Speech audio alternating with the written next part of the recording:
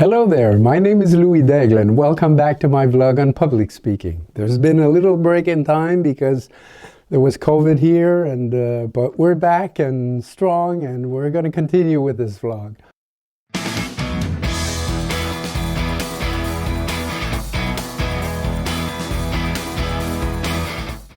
So today I'd like to talk about a strategy that will win the audience for you every time you use it. And this is the use of stories. Of course, we all heard speakers use stories, and some with more success than others. But why do some speakers use stories with little to no effect on their audiences, whereas others will totally entertain and move their audience while making their point better understood? You see, stories, as any other tool that is going to be used in your talk, and be an integral part of it, must be chosen and or designed or tweaked so that they create precisely the intended effect.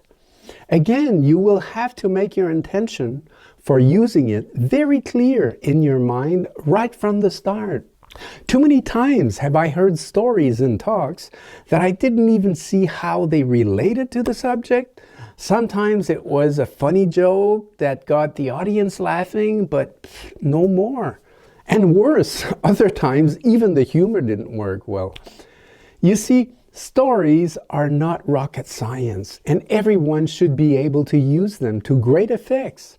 But don't be fooled by the apparent simplicity of it, as they still require a meticulous and thorough preparation. For example, a story that brings humor in a talk must be inserted meticulously at the right time. Sometimes, the same story placed differently in a talk will have a much stronger effect. And I will add to that a story inserted in your talk with the sole intention to entertain is not always welcome. There can be situations where your audience will welcome and benefit from a good laugh.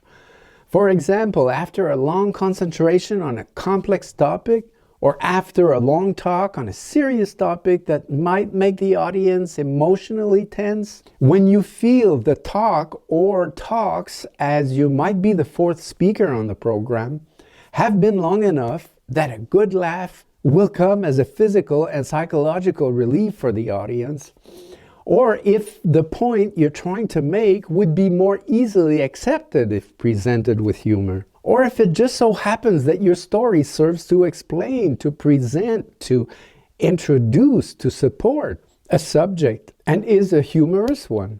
But in every situation, the funny story would be of much greater service if it could be related to the subject and or the speaker. Okay, enough about humor for now.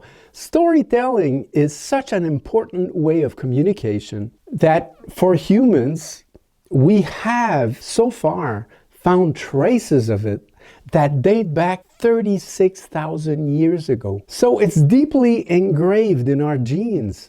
That's why people like to sit around a campfire and listen to a good story. So of course, we should use stories in public speaking. When done right, it's a great way to capture the full attention of your audience.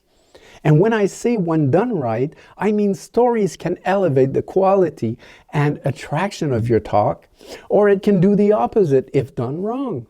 There's a number of rules that must always be considered before using stories in your talk. Here's a few. 1. First things first, you must have a clear goal in using a story. For example, you might use a story as a conclusion to your talk, a story that would happen to recapitulate the important points of your presentation and leave a strong imprint into the memory of your audience. You know, conclusions should always aim at making a permanent mark in the minds of your audience. So this story should not be a free story out of nowhere, just meant to entertain. Unless you're doing a stand-up comic number or a humor show, a story in a talk must do so much more. We must realize it's taking away precious minutes from your talk. So we better make sure it serves our subject and initial intention. 2. If the story is from a real situation or to illustrate something real in life, double check all the facts and make sure that the story sticks to reality well. It's a sure way to lose all your credibility if people in the audience are aware that some of what you just related is partially or completely wrong. 3. Make sure before using a story that your audience will understand it. Here again, test it in front of people, friends or family, beforehand, as you don't want to have to waste precious time explaining it afterwards. And never mind your momentum being broken by that. 4. Make sure your story relates to your audience. In other words, make sure it will speak to them, to their reality. Otherwise, you will lose their interest. For example, if you talk on the use of let's say a life planner, and you're talking to a group of college students, your story about the consequences of a CEO missing an important corporate financial meeting will not resonate to them as much as your own story about yourself missing a deadline on a major paper, ending up in a failed course and an extra semester. Now that will capture their attention. 5. Do your very best to use a story that has all the chances of not being known by your audience.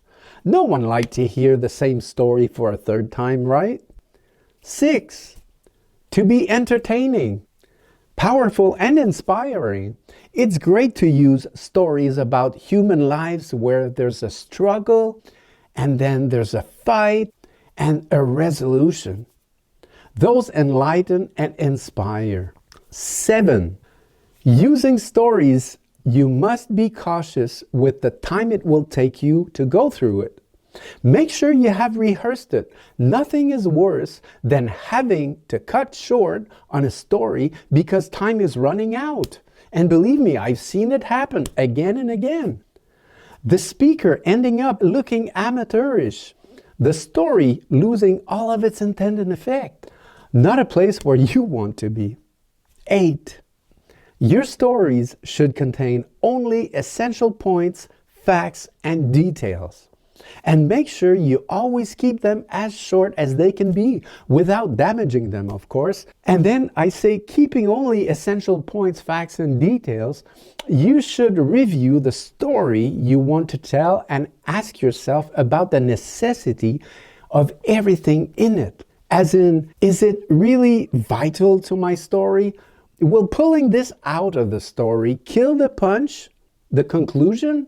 Make it harder to understand or harder to follow or take away important emotions from it? I'm sure you have all heard people tell stories that stretched out so much in time, that contain too many details, making you feel like saying, cut the bullshit, get to the point already. And that ended up in really not entertaining you, actually annoying you. So you don't want to be that speaker either. So review your story and double check with someone else, or test yourself by recording your story and listening to it to make sure that you are cutting out everything that is non-essential. And I will talk more about this in another vlog. 9. Well, when you tell stories in a talk, you should speak to the audience's emotions. And that means talking from your own emotions, being emotional in your expression, telling the story. How many times have I heard speakers telling stories as if simply repeating facts or events without expressing any emotion? A simple cold recapitulation of things that happened? So no, if with your story you don't talk to your audience's emotions, you are missing on a lot of power and walking the fine line between keeping your audience captive or inviting them to slip out into thinking of more interesting things and losing contact with you. Remember, or if not, you should go back to my vlog about the power of intonation, volume, and silences. Well, if you're telling a story with emotion, you will find you are using all three of them. And then again, if you're not using them, it's a pretty reliable indication that you are missing on emotions in your communication. So remember, you just can't be telling stories like a robot. If you're not naturally inclined to speak with emotion, you will have to practice and become good at it. And believe me, you have all the capacity. It's all in you. You simply don't have the habit of tapping into it. It's just dormant in you. It's just a matter of letting the light shine through. Yes, it's accepting of being vulnerable in front of many people, but the connection with your audience, the deep one, the strong one, will only happen that way. Just think of moments in your life when you had to talk to someone and you either were exasperated, were extremely sad, something dramatic had happened and you were very frustrated, or were highly worried or scared about something, or were utterly joyful and something like great happened, or you were comforting or helping a depressed friend, or you were trying to convince someone of your truthfulness on something you cared very much about. In all those situations, it is very likely that you spoke with great emotion. We often say from the heart. And in the process, you got to deeply move and influence who you were talking to. So the very same goes with the audience. Get the ability to talk with your true emotions, and I guarantee you the results will convince you to do more and more of it. So that's it for today. That's a lot to think over. If you have any questions, write them down in the comments below. And if you like this vlog, please click the like button to help me reach out to others like you. And subscribe so you don't miss what's coming up. Thanks for listening, and I'll see you next time.